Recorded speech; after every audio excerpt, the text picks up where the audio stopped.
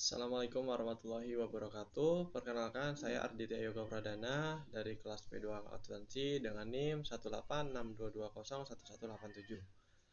Di sini saya akan sedikit menjelaskan tentang pengaruh elemen fraud diamond dalam mendeteksi kecurangan laporan keuangan.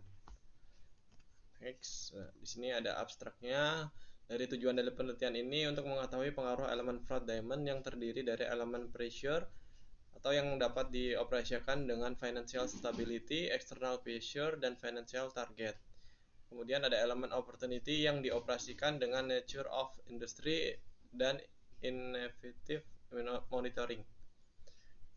Elemen rationalization ini dioperasikan dengan opini audit dan elemen capability yang dioperasikan dengan penggantian direksi terhadap kecurangan laporan keuangan pada perusahaan manufaktur yang terdaftar di Bursa Efek. Sampel penelitian ini berjumlah 13 perusahaan dengan metode purposive sampling. Kemudian metode analisis yang digunakan adalah analisis regresi data panel. Hasil penelitian, kecurangan laporan keuangan eksternal, pressure pengaruh negatif, signifikan terhadap kecurangan laporan keuangan, sedangkan financial target, nature of industry, effective monitoring, opini audit, dan pergantian direksi tidak memiliki pengaruh signifikan terhadap kecurangan laporan keuangan. Kemudian yang selanjutnya, apa sih yang memicu dari timbulnya penelitian ini?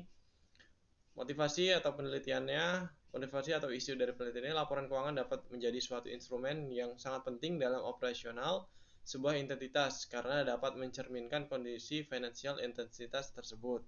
Untuk research gaps atau kepercayaan yang berlaku bahwa organisasi besar dan perusahaan dijalankan atas dasar rasionalitas. Kemudian dari beberapa di atas ini belum ada kritik dalam poin ini karena penulis sudah cukup menjelaskan motivasi dan isu, terus research gap dan fenomena dengan baik. Next, terus yang kedua, apa referensi dalam artikel penelitian ini? Dan next lagi, apa yang menjadi kebaruan atau novelty dari penelitian ini?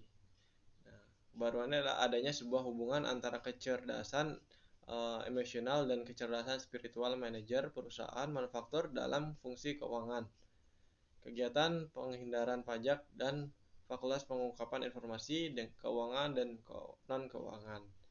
Dari di poin di atas ini sedikit kritik, peneliti ini tidak menampilkan dengan jelas novelty dari penelitian tersebut pada bagian abstraksi atau pengantar penelitian. Next, teman, research questionnya dilewatin aja. Kemudian tujuan dari penelitian ini adalah mengetahui pengaruh stabilitas keuangan terhadap kecurangan laporan keuangan, mengetahui tekanan eksternal, terus mengetahui pengaruh target keuangan, mengetahui pengaruh kondisi industri, mengetahui pengaruh ineffective monitoring terhadap kecurangan laporan keuangan. Yang kedelapan, mengetahui pengaruh opini audit. Terus yang terakhir adalah untuk mengetahui pengaruh pergantian direksi terhadap kecurangan laporan keuangan. Kritiknya,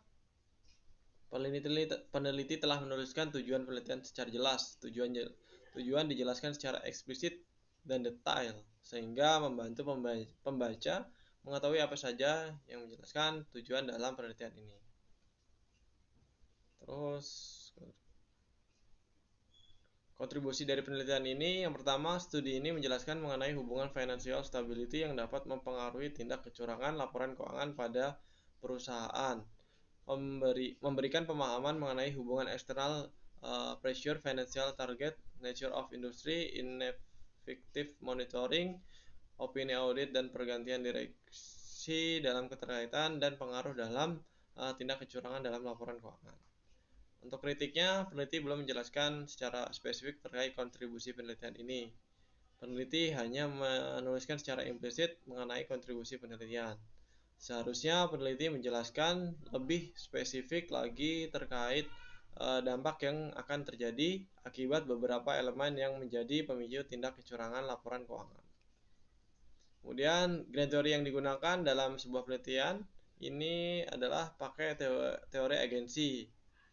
Nah, teori agensi ini menyatakan bahwa hubungan keagenan timbul karena adanya kontak antara prinsipal dan agen dengan mendelegasikan beberapa wewenang pengambilan keputusan kepada agen.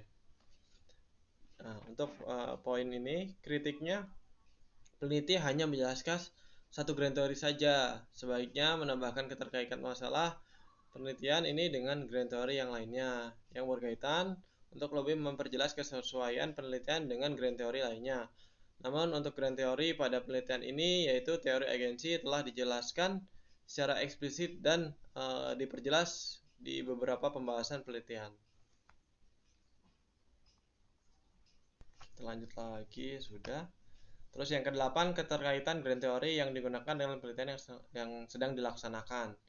Potensi kecurangan dalam laporan keuangan tidak terlepas dari agen yang menghadapi tekanan atau pressure untuk dapat meningkatkan kinerja keuangan dengan mencetak laba yang tinggi namun tetap menjaga kestabilan keuangan perusahaan untuk mendapatkan sebuah apresiasi dari pihak prinsipal.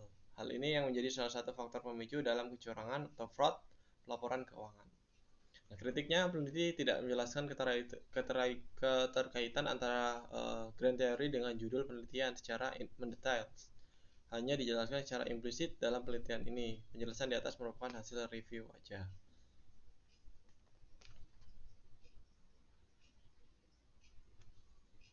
Kemudian yang 10, hipotesis penelitian.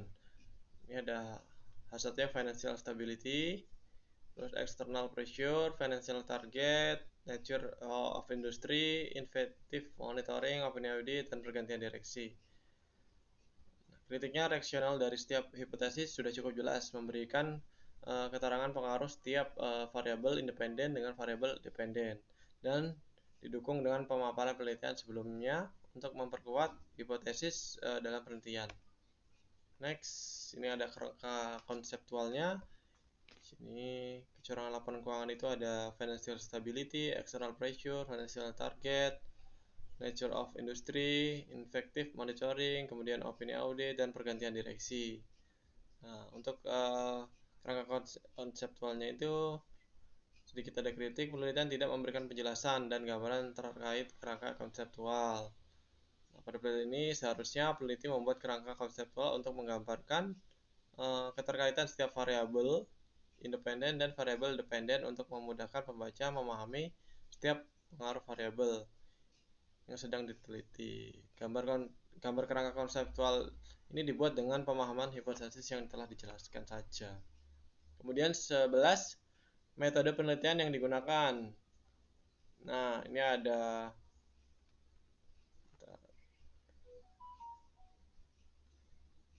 sini dulu untuk menggunakan rancangan penelitian. Jenis penelitian kuantitatif dengan studi kasual, yaitu studi menggambarkan hubungan antar variabel independen yang mampu mempengaruhi variabel dependen. Metode analisis yang digunakan, metode regresi data panel, yaitu data yang diambil dari beberapa perusahaan kemudian diamati dalam kurun waktu tertentu.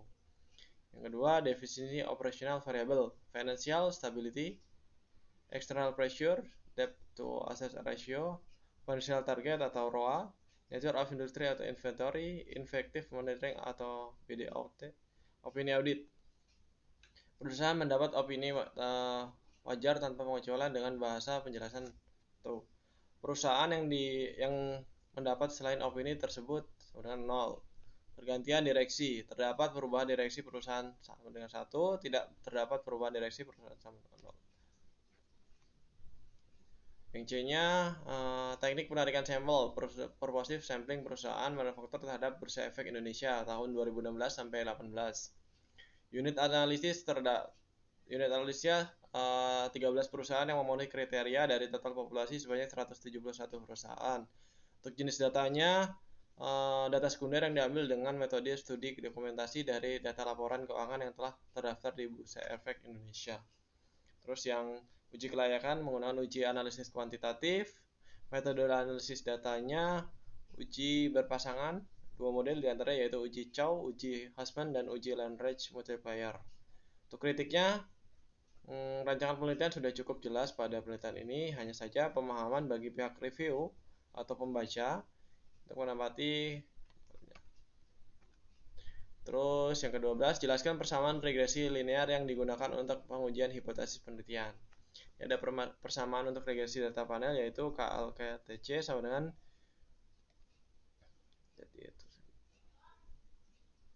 ini kritiknya, penelitian sudah cukup jelas dalam dan menampilkan persamaan regresi data panel dengan bantuan software eView versi 9.0 atau di buku di halaman 45. Kemudian jelaskan hasil pembahasan hasil penelitian, ini ada di buku juga sudah ada. Next, jelaskan pembahasan hasil penelitian. Kemudian yang satu uji cow-nya, common effect nya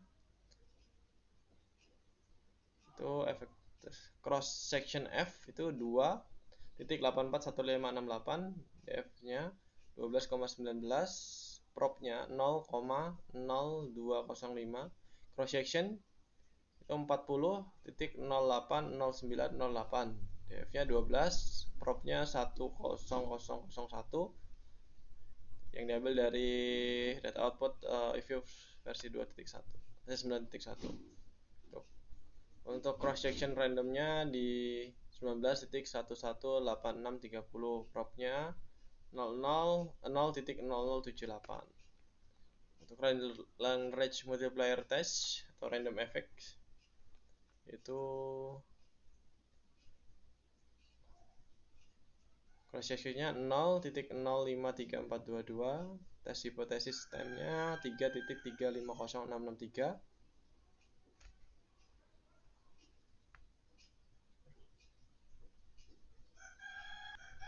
Next, terus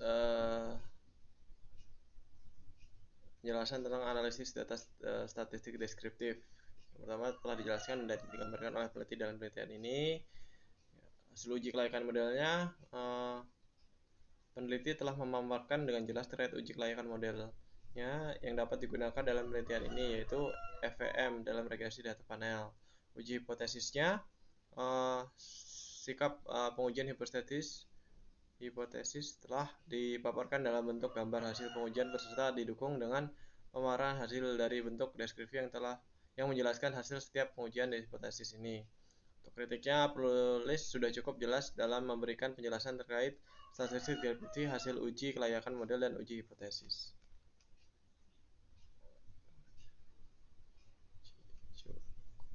Uji multikoloneritas, terus uji hipotesisnya uji F, uji R2 dan uji T. Next, yang terakhir ada kesimpulan. Di sini sudah jelas, penelitian sudah menjelaskan sesuai dengan rumusan masalah dan memberikan pemaparan yang lengkap dan jelas untuk setiap pengujian hipotesis dalam penelitian ini. Keterbatasan penelitian ini, peneliti telah memberikan penjelasan terkait penelitian yang dengan spesifik.